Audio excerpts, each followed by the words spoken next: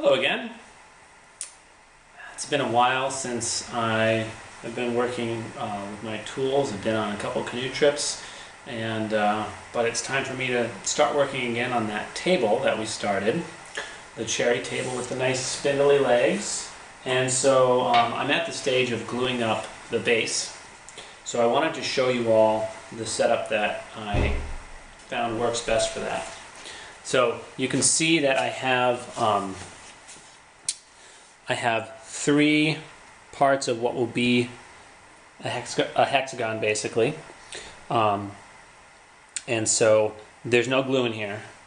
Instead of rigging up a fancy way to clamp it, I figured that the easiest way would instead just be to screw these on. Now there's some significant gaps in here, but it's in the middle. It will be filled with glue, and even though this isn't flat, once it's glued I can plane it flat and then put the other one on top. So this one has two of these triangle pieces and one leg, and the other part will have two legs and one of the triangle pieces. And I'll be using hide glue for that. So this one is pre-screwed, and I will do the same thing for the I'll do the same thing for the other one and then glue it up. The pieces for the other one are right here. We've got the one triangle and the two legs. So I will get these ready to glue up and then we will glue them up together. Okay, so I have both halves prepped. There's one.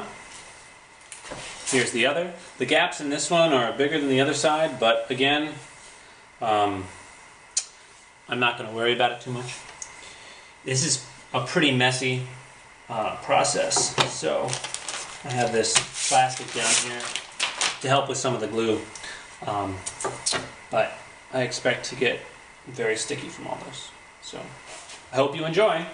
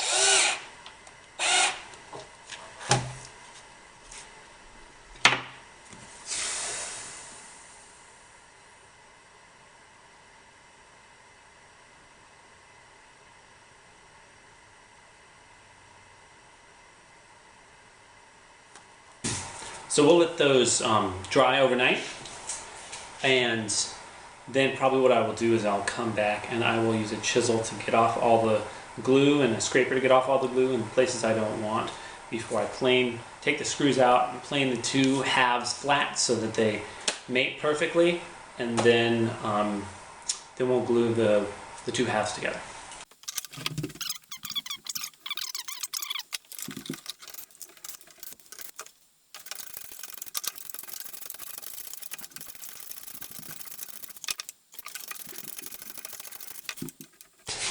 I planed the two halves of the legs flat so that they fit together. And you can see it's in the vise down here, and then this is the only way I could really figure out how to clamp this. I didn't have a nice exercise band to go around the top legs, which is what I've done in the past. But this worked okay. I wish I had 3 hands while I was doing it, but I didn't. And once this is dry, I'll take this apart and we will take a look at it.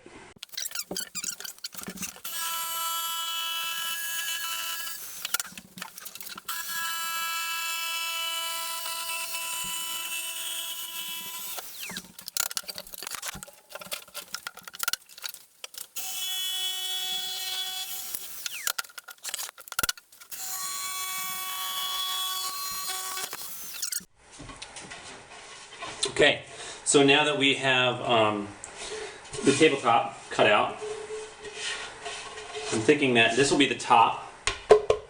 The bottom has this hole in it. So this will be the top.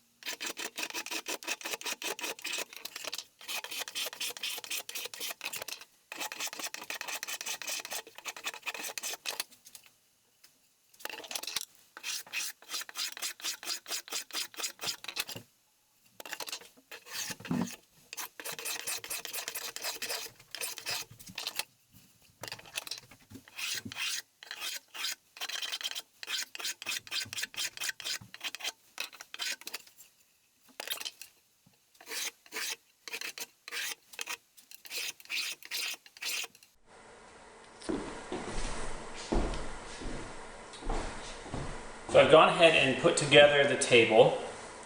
I'm going to take it apart again to oil it and get off any last bits of glue that are on here. But before I do that, I wanted to make sure that it's level. So it is on a larger table underneath, which is level. And I have my combination square with my spirit level in there. And what I'm going to do is I'm going to align it to each of these legs and then raise the legs that I need to in order to get that bubble right in the middle. So I'll do that and then show you what that looks like. Okay, so now I have the table pretty much leveled here. So when I line it up with this leg on the bottom, that bubble is, well, actually it looks like the other ones could go up. I will do a little bit more re-leveling after this. And then I would line it up with this. And that's level. And these are little shingles. So I can move the shingles in or out to raise or lower the leg just a little bit. And then here's our third one. I normally do this at a longer level, but since the top's pretty flat, it doesn't matter. Yeah, so this one, I don't know how focused that is, but this one, the bubble's a little on to the right, so so this leg could go up a bit. So I will adjust again and then show you the next. So the best trick that I have found for this next step, so now that it's level, the top is anyway, I need to remove a certain amount off each of these legs. This leg is the longest, and this leg is the shortest. So in order to get an even way to measure this, I have a carpenter's pencil, and it's sharpened to an edge. And so I place it on this flat wood here, and I use it as a platform to set the height for the pencil, and I make a mark most of the way around. It doesn't need to be a particularly nice mark. It's really just a hint for me. And you know, it might not totally meet 100%. There's a little bit of a gap that I can see there, but that small amount isn't going to really matter that much. So I will do that to all 3 of these. I took this wood off the bottom because otherwise it wouldn't clear this that shingle over there. So I will mark all of these and then show you what I do to take that wood off. So when it comes to leveling these legs and getting them all to the pencil line, let's see, hopefully you can see this. I have about a 1/16 of an inch to take off there or so. I've already done 2 of these. So to do that, I have the tabletop and I have the leg that needs adjusting, and I put that leg that needs adjusting right over this plane that is in this vise, and it's level with the tabletop.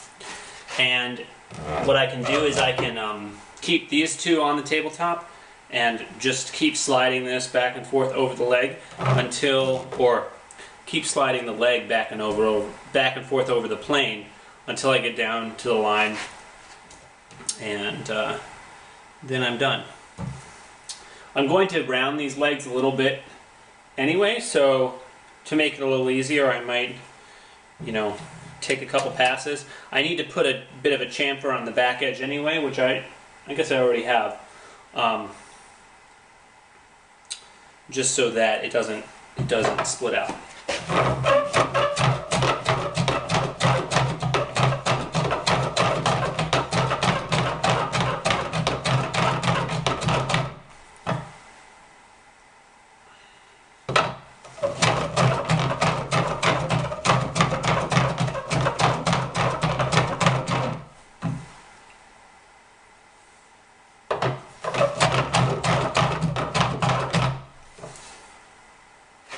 Okay, so that has taken off the line, pencil line on the bottom. So now all 4 of these legs, all 3 of these legs are at the right height so that the top is level. So next I'm going to round these bottoms ever so slightly. And then, by the way, this is a piece that I added to allow me to, so I screw into the base and then I screw this into the tabletop. And so I'm going to take this off, and then I'm going to oil all of these pieces with some tried and true Danish oil. And yeah, I will show you that process next. So here are the pieces laid out. We have the tabletop, of the, I don't know what you'd call it, the piece that goes on the bottom of that, and then we have the legs. And the finishes that I'm going to apply are right here. We have, first I'm going to apply a couple coats of tried and true Danish oil. This is a great product. It's linseed oil that is, it has no additives. It's heated in a way that makes it so it dries faster than raw linseed oil. I'm not going to use any gloves today. I don't need to. It's great for food products and various indoor applications. The key is putting on very, very, very little of it. I've made the mistake of putting on too much of some of their products, and it takes a long time for it to dry. I highly recommend looking at the link of how to apply this. I will put it in the description below. And so I have my little cloth. Oh, after I do 2 coats of that. I'm going to wait 24 hours in between each coat. It says wait a minimum of 8. I have found that waiting 24 is much better. Then I'll be putting various coats of their varnish oil on. Notice there's a smaller can because I use a lot less of this throughout the shop and things. And this is even a little more finicky. It says to wait 24 hours. I usually will wait 48 hours.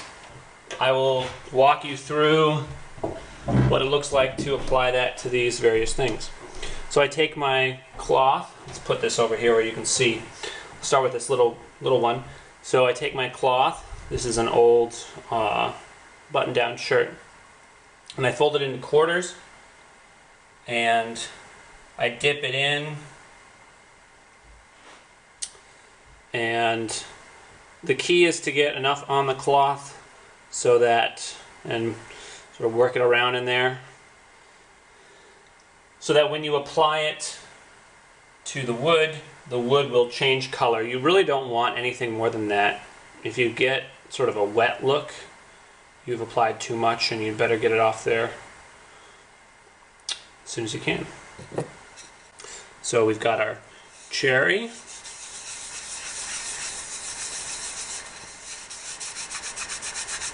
I'm using a fair amount of pressure, and I don't know how well that you can see that, but this part that I've started to rub in is definitely shinier than this part that I haven't done. So we've got, maybe I'll do one side and then show you, compare it to the other side. I think it will be easier to see on the tabletop when we get to that.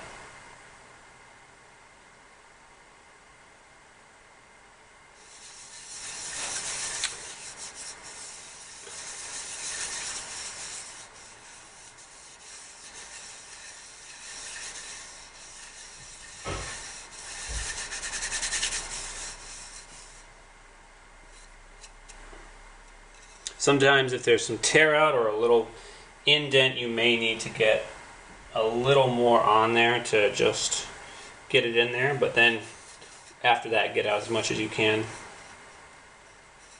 Okay, so this is one side, and this is the side I have yet to do, although some oil from my fingers got over there.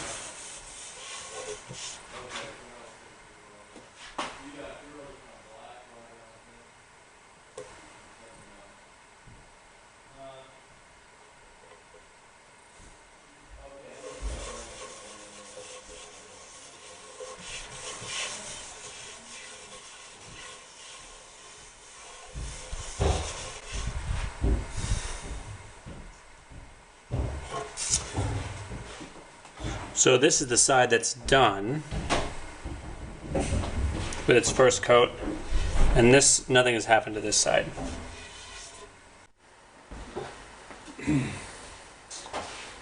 Okay, so I just put on the last coat of the tried and true varnish oil, and now I'm ready to assemble it, and it's not dry yet, of course, but that shouldn't be a problem.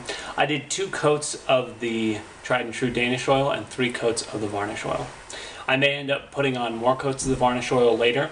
It's not something that, it's not something you have to apply all the coats in one go, like some other hard finishes or varnishes.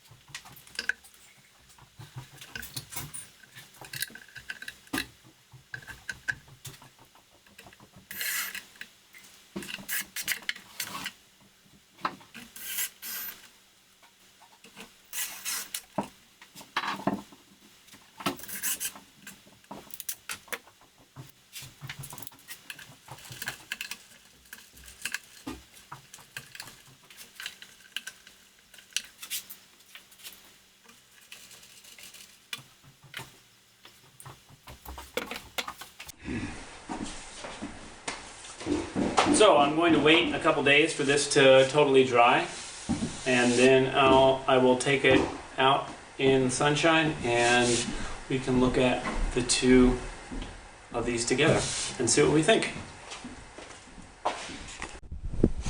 And here is the final layer of finish, all dried. Beautiful thing about this finish is that when you get bored, you can put on another coat, which is what I did with these. With this one, I don't know how many coats of varnish oil I've put on this, maybe 7, 8, something like that. And I don't know if you can tell in this light, but there's definitely, no, you can't tell in this light, but there's more sheen on this table than this one. But both, even so, they just feel like the wood has been lovingly treated with this silken, silken feel of an oil finish that isn't hard or doesn't feel synthetic like an acrylic or something. So yeah, thank you for watching. Both of these were made out of black cherry, all parts. And I have one more to make, promised for my parents. And go ahead and like and subscribe if you'd like to see more of my videos. I will also put a link to my Facebook page for Tamarack Woodworking. So feel free to like me on Facebook as well. All right, thanks again for watching. Have a great day.